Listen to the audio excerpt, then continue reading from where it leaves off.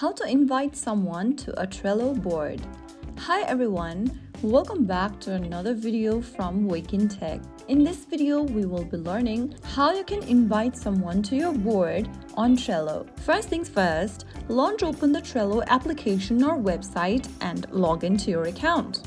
Once you're logged in and signed into your home page of Trello, from your board section, select the board where you want to add someone. I'm just gonna select my only board over here. Once you're inside your board, go to the top right corner and tap on the human icon. Now, click on the invite button at the top right corner and you can invite someone by typing in their name or their name at the top, search for their name and simply click on the plus button right next to their name. Right after you do that, you'll be able to invite someone to your board. The person will receive an invitation and can join your board by accepting it.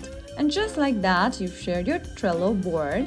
So that is how you can easily invite someone to your workspace or your board. If you found the video helpful, don't forget to like, share and subscribe to our channel. I will see you again in the next video. Stay tuned and thanks for watching.